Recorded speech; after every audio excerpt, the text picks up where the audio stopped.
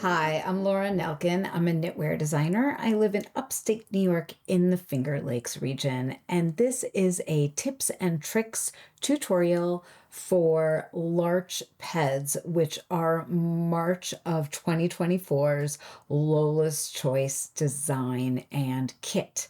Lola's Choice is my small knitted kit club if you are not familiar with it. So if you've been following me for a little while, you'll know that I'm not a huge sock knitter, but I love knitting peds because I love wearing knit peds. And I have to tell you that I think Larch Peds are my new favorite ped that I have ever knit. And I'm so excited to show you all of the little details that make them unique. They have a sweet little ribbed lining on the inside of the ped cuff to protect your heel as you're walking. I use a new to me technique for the gusset called Lola's pickup line. And I also use a little trick with SSKs I'm excited to show you to keep them looking really neat in a line. And finally, I learned a new graft called the Finchley Graft, which is spot on. I wanted to start out by reading you the description on the pattern page because I am particularly proud of it. I wrote it myself without any AI, and I think it's my finest work, honestly. So here we go. This is my nod to Monty Python. If Monty Python wrote romance language for knitting patterns, it would be this. The Larch Peds are a pair of short socks that you can wear instead of long socks when you don't want to wear a long sock, but you still need to wear socks. They function as short socks and are therefore short, not long. They are cozy and compact, just like Lola or a larch. Oh, and they have a ribbed lining that is functional as all get out. It used to say something different, and I edited it to be, a little cleaner. You'll want to hike to see a larch in these. I'm so proud of myself right now. I hope you enjoy that little ditty I wrote up for you. I'm going to be a poet in my next life. So let's go ahead and jump into all these things that I want to teach you. I'm going to start out by showing you the architecture and yarn so that you have success knitting your Larch Peds. Then we will talk a bit about, I think we'll talk about needles in there too. And then we'll jump on to choosing a size and gauge and then roll into all the techniques. This is going to be a doozy of a video and everything is linked below. So if you want to jump ahead to get to different techniques, you can do that with the timestamps below.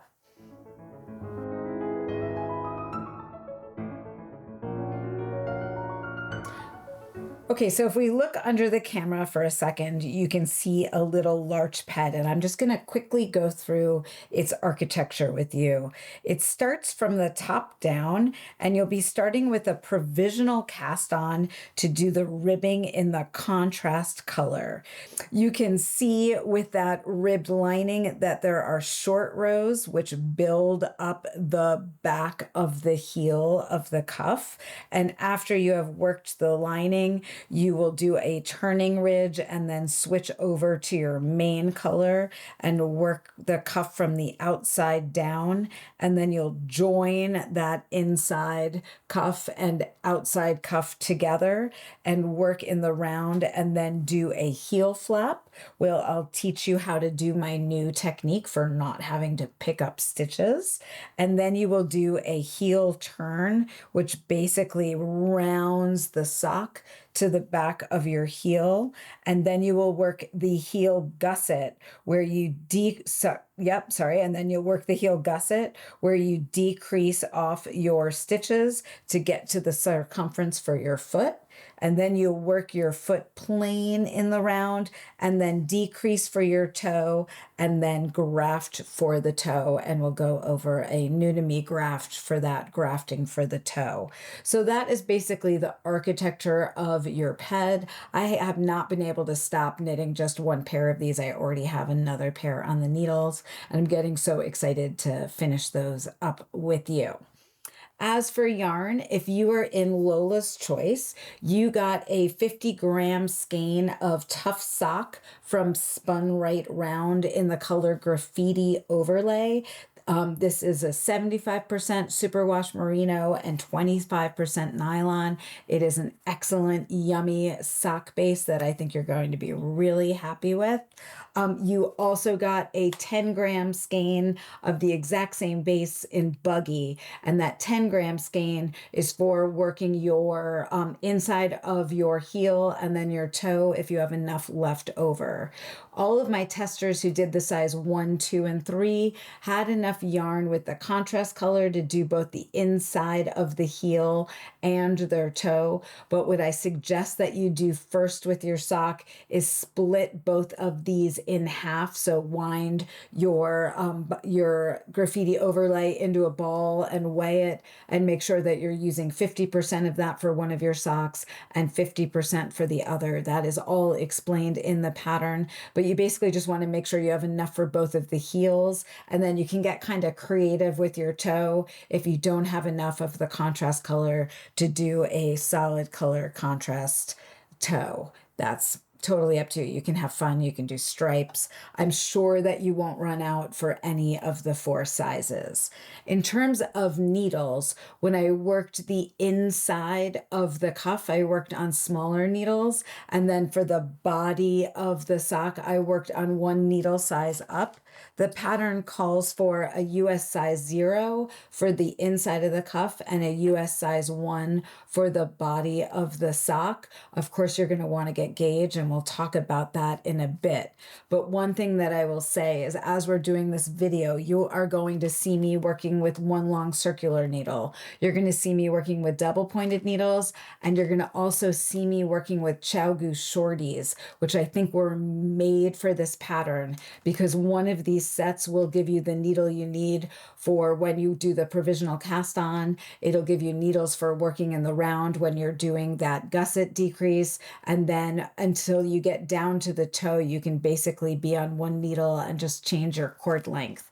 So if you don't have a set of the twist shorties, these are the US size 0 to US 3. I highly suggest having one of these if you're into knitting socks. You can get an 8-inch circumference with them, so as long as you're comfortable working on a small circumference, they are awesome.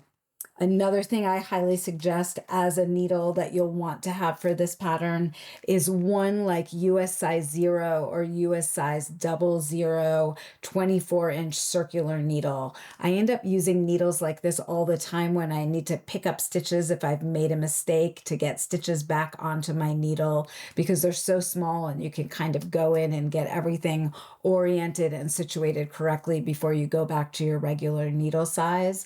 You can use this on for the provisional cast on for doing your heel, and then also for the pickup when you're doing Lola's pickup line on the heel gusset as well. And I'll be showing you how to do that with this. If you got a Lola's Choice kit, you also got, I have one right here, a piece of Stitch Saver. You can use the Stitch Saver for doing the provisional cast on of the heel, but I'm not sure if I would use it for the heel gusset technique, because I think you might find that those stitches, when you wrap around it at the heel gusset, will end up being a little bit too loose and you'll end up with a gap. But I wanted you to have one in your kit so you could play with it if you've never played with it before. This is 2mm hollow silicone tubing. So that's kind of like the needles that you'll want to have ready for you. I find sock knitters, we land all over the place with what kind of needles we like to use. If we want to use a circular, or you want to use double points, or you want to use an 8-inch circular. So it's kind of up to you which one you want to use, and I'll be using everything in the video. So that is yarn and materials and needles and the architecture of your sock. So the next thing we should talk about is size, so you know what size to make.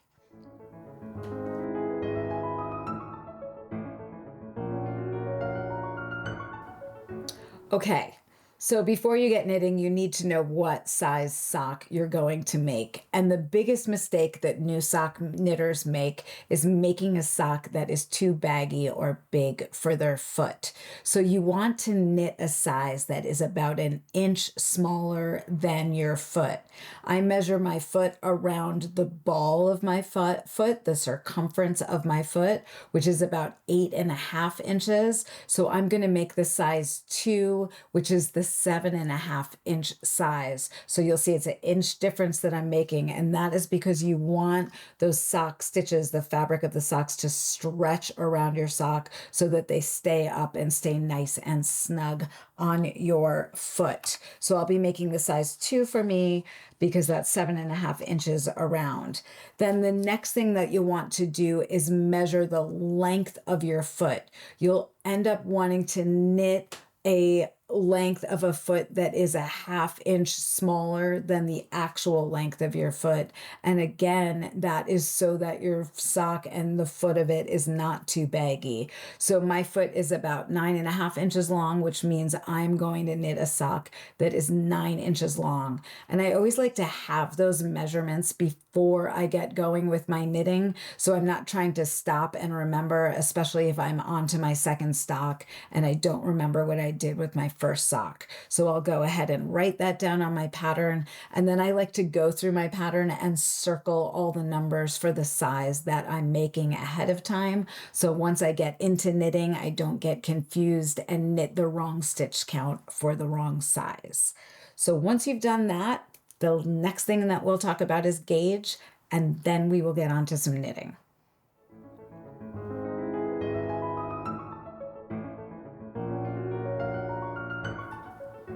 Okay, let's talk about gauge.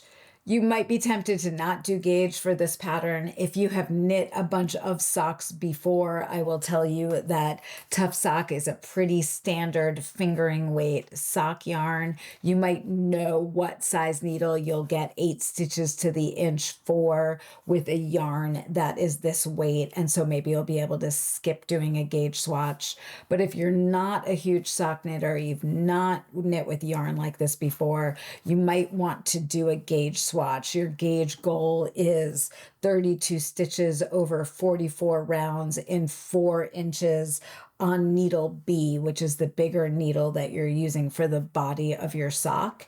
And I do have a pretty fun trick for doing a gauge swatch in the round flat, and I will give you the link to that below. I don't want to go through it in this video because I know many of you have already seen that video, and this is going to be long enough without me going into that as well. So I'll give you a link below to that video. And if you decide to do a gauge swatch, I don't think you need to block your swatch because sock fabric, since you're knitting it so densely, pretty much pre-blocking and post-blocking when your fabric is dry, you have pretty much the same gauge. But I do think you should work a gauge swatch and make sure you have about 8 stitches to the inch so that your sock fits, because it's a bunch of knitting to find out that it doesn't fit you. And it is such a joy to have an excellent pair of socks that fits you well. And now that we've gone over gauge, it is time for us to jump into knitting and work the lining of the cuff together.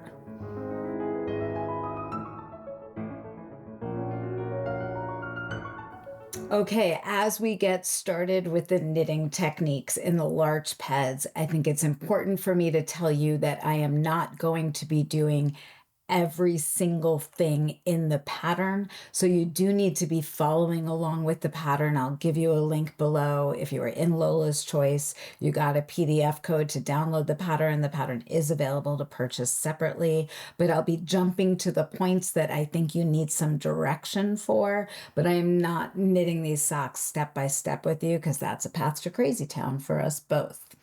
But the first thing that I'm going to start with is the cuff lining. And that starts with a provisional cast on. And the provisional cast on is going to go onto needle C, which is that 24-inch approximately US size 0, US size 00 needle. I've got one right here, and I'm going to start it by making a slip knot and then taking that slip knot and putting it onto that long spare circular needle. Now, if you have never worked a provisional cast on like this before, I do have a separate video that goes deep into how to do this on Stitch Saver. You can also be doing this on Stitch Saver that came in your kit, and I will link to that below. But now that I have the slip knot onto my needle, what I'm going to do is with my working needle, come underneath my working yarn, and that counts as one stitch on my needle. And then I'm going to dive down in front of the cord and grab my yarn and bring that up. And you will see that now what I have is 2 stitches on my needle and 2 stitches on the cord. That slip knot that we made does not count as a stitch, and it will be taken off when you go to join the cuff lining to the outside of the cuff. And then you're just going to continue on doing your provisional cast on. And when you are done casting on the number of stitches the pattern calls for, you are going to turn your work and work 1 setup row knitting across.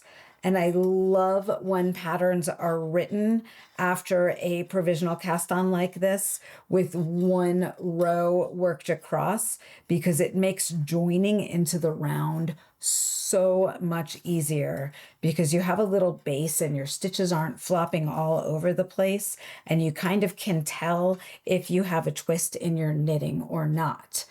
So I'm going to jump and grab the next step out that will take us to the next step, which is joining us into the round together. Okay. I have knit all the way across, and you can see that I'm working a smaller sock right now than you're going to be working. I'm making these little mini socks for this video. And you can see that I've split up my stitches that I cast on and knit 1 row evenly onto 3 needles. I'm working on double pointed needles right now. And then all of my provisional stitches are on 1 long circular needle, which is your needle, let's see, what did we call that? Needle C. So I'm going to get ready to join into the round. And what I love about joining into the round right now is because I have all of those stitches on the provisional needle on the bottom here, when we go to join that cuff together, it makes it so you can really easily tell if there's a twist in your knitting or not. So now what I'm going to do with a fresh needle is I'm going to knit 1, purl 1 around, and that's going to be joining me into the round. And then after I knit 1, purl 1 around, I'm going to knit 1, purl 1 around a second time, and then you'll want to mark the beginning, the right side of your work with a removable needle or with some other kind of piece of thread or something. And let me say that again. You're going to want to mark the right side of your work with a stitch marker. And the reason that you're going to want to do that is because it's really hard to tell what the right side and wrong side of your work is when you are working ribbing like you are for the inside of the cuff. And that is written into the pattern. I just wanted to make sure to mention that.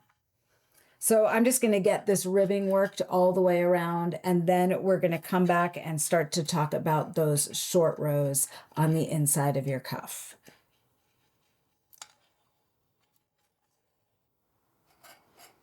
Okay, so I have done my knit 1, purl 1 around. You're going to be doing it for 2 rounds, and you can see under the camera that I have marked the right side of my work. And now I am going to go ahead and get ready to work the first short row. I'll be working less stitches or fewer stitches than you'll be working, just because I have less stitches on my needles. I'm going to go ahead and work 4 stitches in pattern, which means I'm going to knit the knits and purl the purls.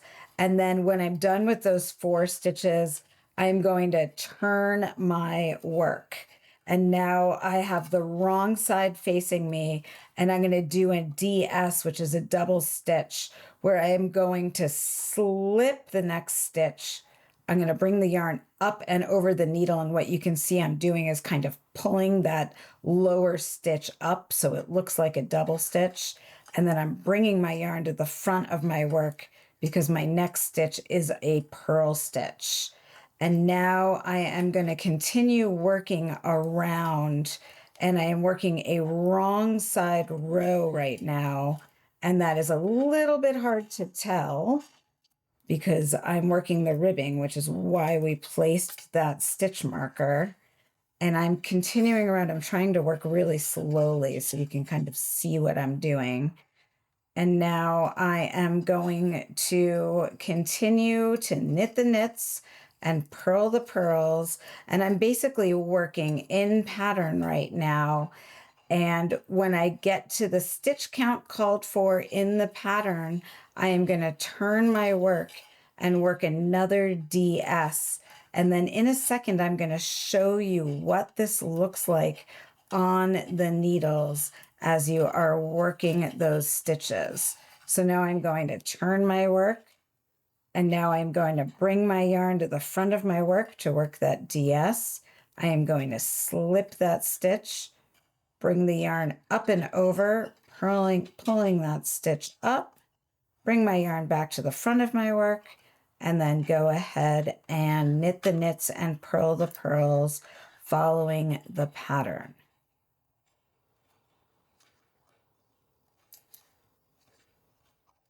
And now I'm going to show you what that looks like as you make it through the short rows.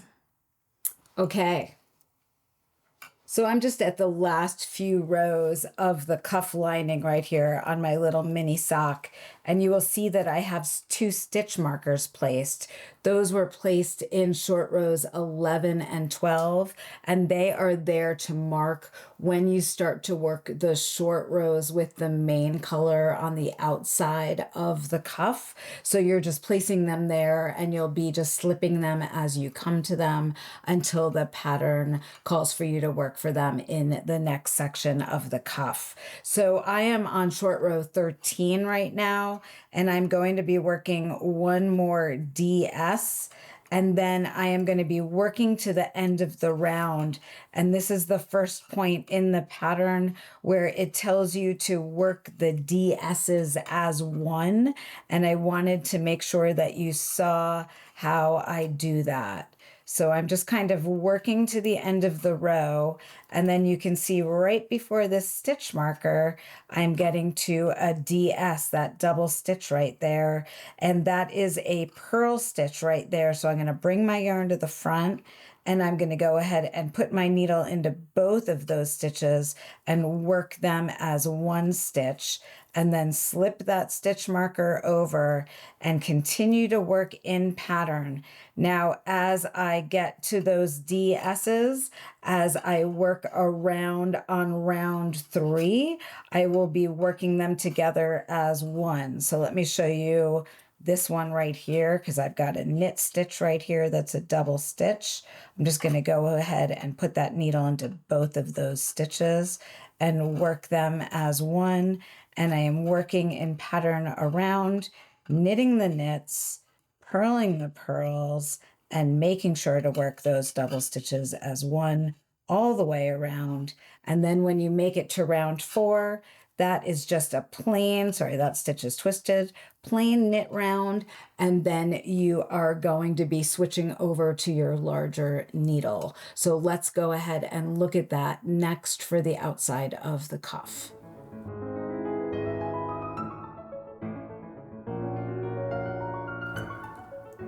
All right, so let's talk about that outside of the cuff and then how you join everything together for the inside and outside of the cuff to make that plush little heel that is so comfortable to wear. So on my needles under here, I have switched over to the larger size needle that you'll be using for the rest of the cuff. And I have finished up with my contrast color and switched over to my main color. So I'm up to round 3 with my main color, and I'm ready to work the short row 1. And you'll see that I have stitch markers marked on here. I've got stitch marker A and stitch marker B on my needles ready to go. So I'm going to go ahead and I'm just knitting now, or not purling, knitting and purling, like doing the ribbing. So that's lovely, a little bit smoother. You might breathe a sigh of relief when this cuff is done, and or you might be very excited that we have 2 feet and you get to knit a second one. So right now I am knitting up to marker A. And when I get to marker A, I get to remove it. It might help you to remember which is marker A and which is marker B as you put them in, so you know which one to knit to, but I know that marker A is the farther needle marker.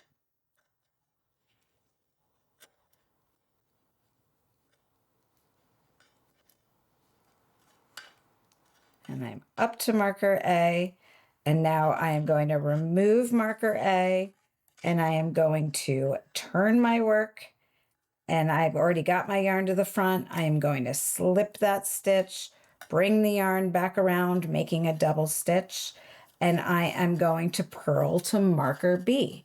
And what we're doing right now is reverse engineering those short rows to build them up so that the cuff folds beautifully and creates that fabulous shaping at the back of your heel.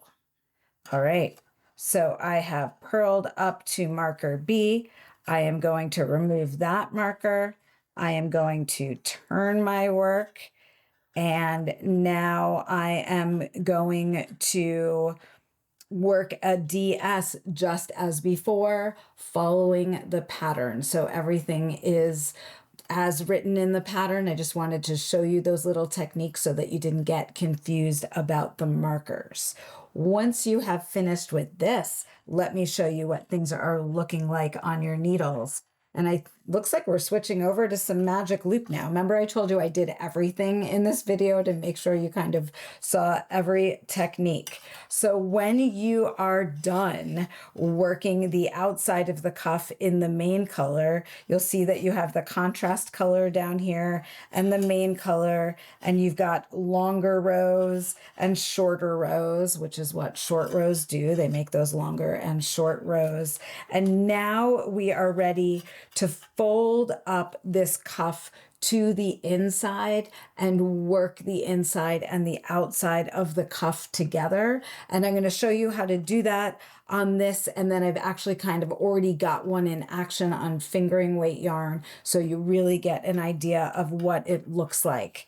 But one tip that I learned about doing this is before you go ahead and do this fold technique, go to the inside of your sock and weave in these 2 ends from the join when you switched from the contrast color to the main color. It's going to be much neater and tidier if you weave them in now instead of waiting till later, because you're going to end up with a little hole. And if you weave them in now, you're not going to see those woven ends at all because they're going to get tucked up inside of the sock. Okay, so let's do this together. I'm going to try to make sure it's not too loud as the needles are on the rock here. But what we want to do is fold up these stitches from the lining so that they are running parallel with the main color stitches. And what it helps to do, so you can see I kind of stopped what I was doing. I put all of the stitches into the center there, and then I'm just going to kind of pull up to the inside. It's a little easier if those ends are woven. There we have it. Now I've got those stitches coming up, running parallel, and now I can pull that out. And you'll have a moment when you're doing that where you're like, that's insane, but it all comes together. And at this point, if you want, do you remember I said that the slip knot get slid off. When you get to this point, if you want to slip off the slip knot now, that is absolutely fine. And now you'll see what I have is those front stitches all lined up and ready to go. I've got my main color stitches to the front. I've got my contrast color stitches to the back. And now I am going to be going across and with my main color, working one stitch from the front needle together with one stitch from the back needle all the way around. And what that does is create the cuff lining. Sometimes just getting it going can be a little bit challenging, but we're going to do it together. There we go. So one stitch from the front and one stitch from the back. Now, if you haven't worked with a provisional cast on like this before, you're going to notice that every other stitch is oriented in the opposite direction. So like this stitch, I tried to go in from the front and it's very, very tight.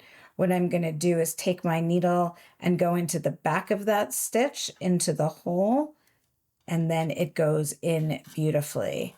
This next stitch will be oriented correctly. This next stitch, I'm going to have to go in through the back so that I don't have that extra tension. And as I'm doing that, you can see that I'm working the inside of the cuff and the outside together. Let's look at what that looks like in a real sock. Okay, so here is a sock that I'm already working on in the round. I am on a Chow Goose shorty here, which makes things really easy to work. And I am working the lining together with the front of the sock. And it just really gives you an idea of how nice and tidy and neat that looks as you are working it around.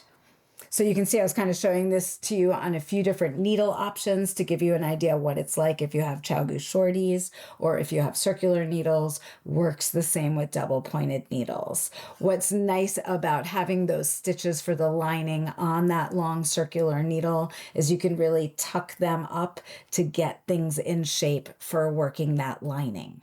So once you have worked the lining, then you're going to work some final cuff rounds, and it is time to work on that heel together, which is really fun. So let's do that next.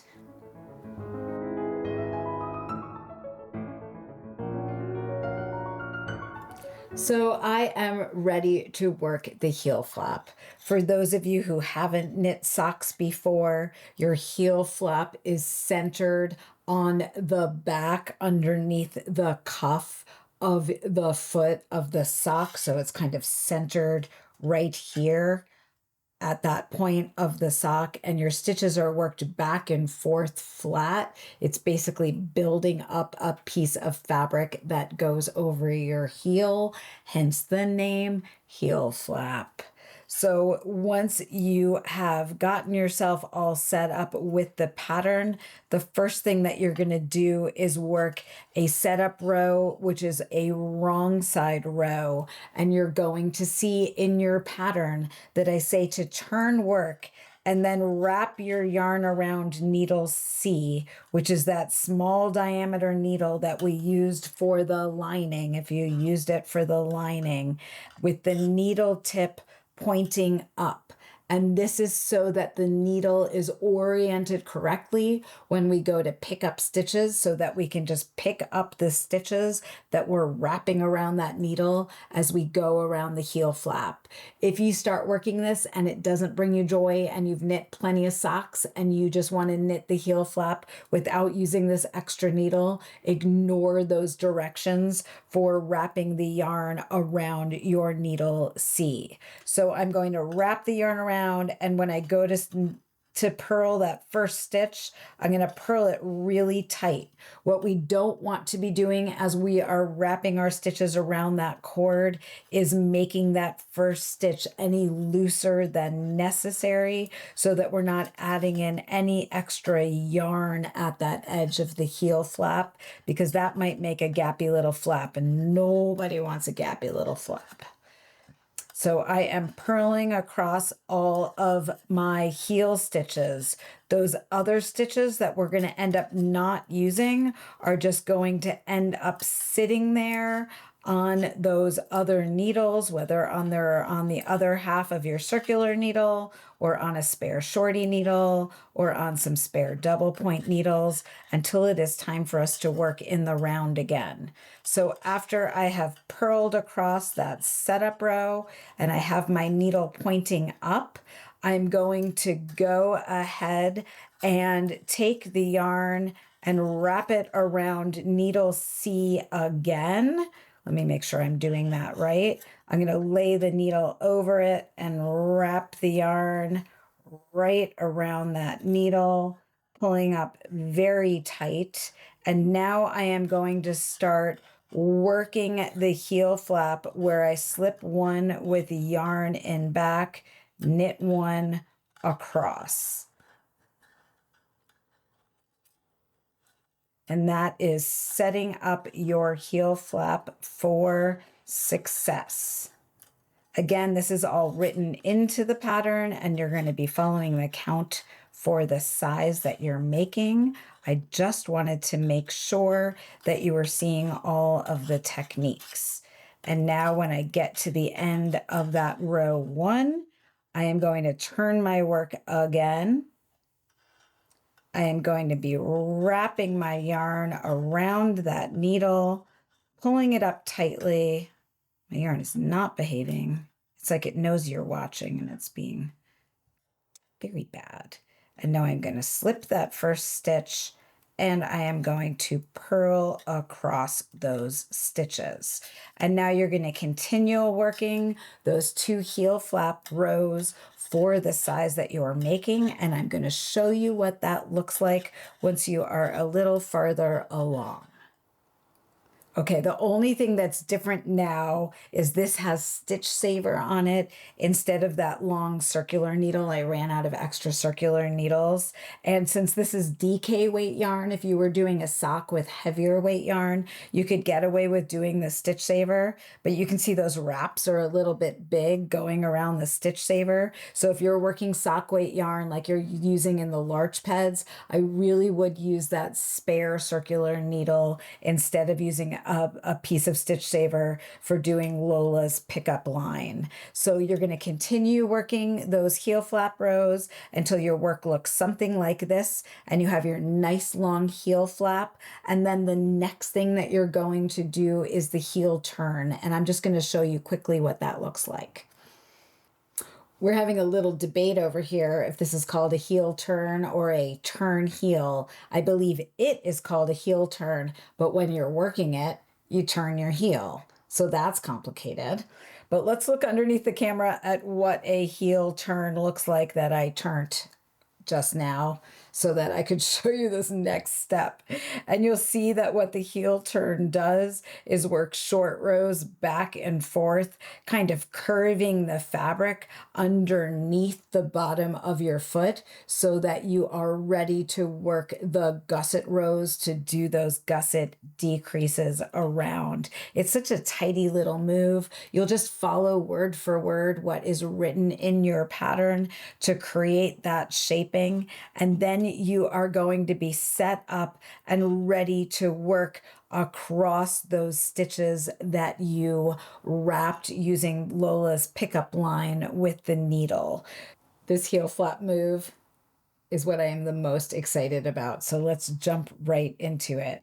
I have already knit to the end of my heel stitches and I am ready to work across the wraps on needle C that I have going along the edge of my heel flap. You will see the way those wraps are on your needle that you'll be twisting them as you work into them, which tightens them up a little bit. The way that I have you wrap the yarn creates that so that the left leg is a little bit to the front, and it just makes a pickup line there as you go along that heel flap a little bit tighter. So I am knitting all the way down the stitches on this first heel flap. And then when I get to the end of the stitches of those wraps on the needle, I am going to be picking up 2 stitches along that same line. So one thing that I find with sock knitters is sometimes they complain when they go to pick up stitches along their heel flap edge that they end up with this kind of unsightly hole. And I feel like that happens when they're not picking up along that line. So I'm going to get that needle out of the way so you can see the stitch that I'm picking up in. And I'm just going to go ahead and wrap the yarn and bring that through. And then I'm going to do the same thing right here. But this stitch, I'm actually going to work through the back and lift over, twisting it, just making it a little bit tighter. And now I've got a tidy line coming all the way down that side of my heel flap, which I just love. And now I am going to place a marker, and it is time for me to work across the instep. And what that marker does is set up the difference between your heel flap stitches and your instep stitches so that it's easy for you to know where to do your decreases for the gusset. So now I am knitting across all of these stitches, and then I'll show you what we're going to do on the other end, and you're just going to be amazed. Okay, I have made it to the end of my instep stitches, and now I am going to place a marker. And now before I can work across those heel stitches, which you can see I've got that needle tip all ready to do, I am going to pick up 2 more stitches. And I like to do that actually. One way to do this that's pretty slick is I can use the end of that needle to pick up those 2 stitches. And then as I work into them, I like to twist them to just make them a little bit tighter, but I also like to not split them. So there's always a moment right there when I'm working that. And then that one, I will work that way to tighten it up. And now I'm going to go ahead and work across all of those stitches on the heel flap from the other side of the heel flap, and you will see that we will be all joined up back into the round, ready to work the heel gusset and then the foot. And we'll look at what that looks like on a finished sock as soon as I get to the end.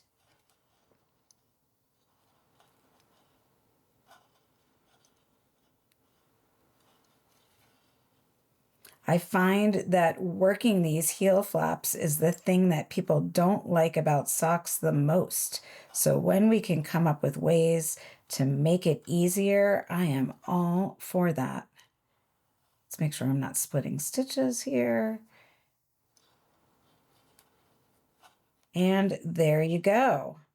I am joined up back in the round, ready to work my heel gusset.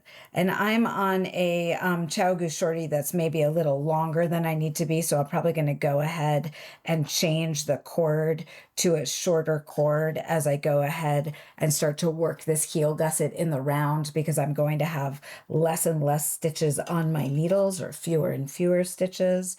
And just so you see what's happening on the sock, if this is the instep, and then this is the bottom and the heel, This is that heel gusset you're working with that increased line that's happening right next to your stitch marker that's right there. So you're decreasing down stitches to get to the foot of your sock, and then you're just working in the round until you get to the toe. And then when you get to the toe, there's one thing I just want to show you that I think is kind of interesting that I'm not sure if you've run into before.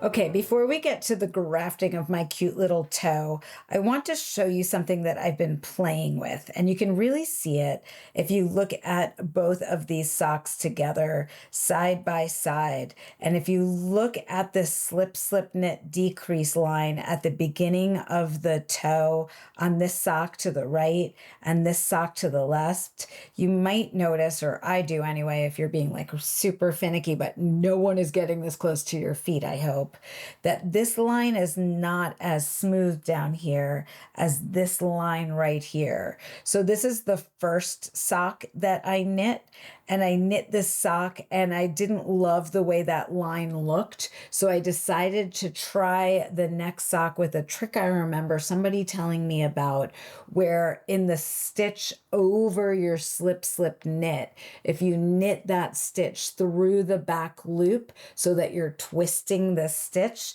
it creates that line to look so much straighter and like less wobbly as it looks when you knit that stitch over the slip, slip, knit, not through the back loop. So you will notice in the pattern that for the toe, I wrote in knitting that stitch through the back row above the slip, slip knits when there's a row in between the decrease rounds, just so that you could see how smooth that is. If you want to try it one way on one of your toes and one way on the other toe, you can certainly go ahead and do this. You could also do it on the slip, slip knits of your heel gusset if you want to, on every other round above the slip, slip knit, work that stitch through the back loop.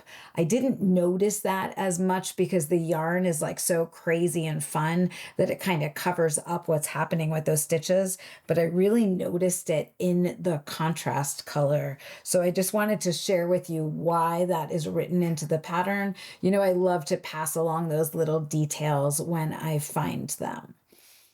So the last thing to look at together is the grafting of the toe. And before we go ahead and do that, what I want to tell you is this toe right here was done with Kitchener stitch. And you can see I have like a tiny little bit of an ear right there from finishing off the Kitchener stitch. I always try to avoid that, but this toe ended up with that.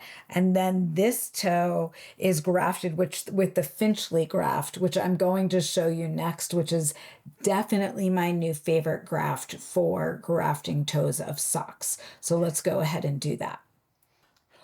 Okay, so the Finchley Graft I originally heard about from my buddy Lois, and then I did some research and I found a fair number of YouTube's videos on it. I will link to one of them below. I believe the history of the Finchley Graft is it was found in the Finchley Industrial Manual. I am so not a historian. I'll link to the video where I learned about where it was found. And it was never, it was for machine knitting, but not necessarily for the toe of a sock, but it works really well in this situation. And it's really easy to remember. So once you get into it, there's less of like looking at the steps of the Kitchener stitch to remember each one of them.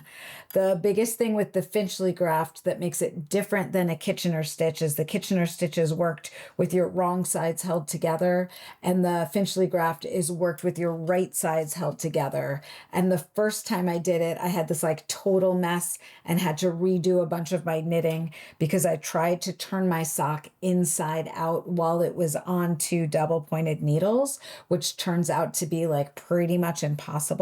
So the first thing that I'm going to do is slide my live stitches from this tiny little sock onto a piece of stitch saver, and then I can turn the sock inside out and not worry about those double pointed needles making everything go insane. So I am turning my work inside out. I think this might be the hardest part of the of the Finchley Graft. honestly. And it's even harder for me because I only have 8 stitches on this tiny little sock. So bear with me. So here we go. I have got my right sides held together. I now have to get those stitches back onto my needle. Again, that's probably the hardest part of this graft. So that's set up. I love Stitch Saver so much. Makes my life so easy. Sliding on. And now I am going to cut my yarn, leaving a nice long tail. I am going to take a tapestry needle and I am going to thread that yarn tail onto the tapestry needle. And now I'm going to go through the first stitch on the front needle and the first stitch on the back needle knitwise, pull my yarn through, and then slide that first stitch on the back needle off. And now I'm going to go through the first stitch on the back needle, and then I'm going to go through the first stitch on the front needle, and I'm going to slide that first stitch on the front needle off. And that is the graft. So I'm going to continue doing that across. First stitch, and that stitch on the back needle off. I like to do that in one move. And then I'm going to do first stitch. Let's make sure I got that right. Nope. First stitch, and then that one on the front needle jumps off. And you're just going to do that across. The way you remember which stitch jumps off is the last stitch you go into is the stitch that comes off the needle.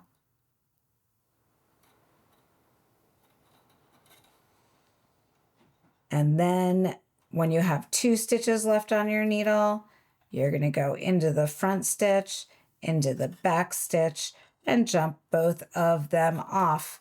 And then weave in your end, and I will turn this around so you can see your sweet little Finchley Graft. Toe, done, boom, easy. So much easier than Kitchener stitch. So that might be new to you. It might not be new to you. New to me. I always love to share new little nuggets with you. I hope you had an awesome time working the Larch Peds with me. Don't forget that this video is chapter marked, so you can jump around to things. You can come back to that Finchley Graft if you need it in the future. Save this in your saved videos on YouTube. Ask any questions. I'll set up a knit along in the Ravelry group for any questions that come up. You can ask them below this video. So happy knitting.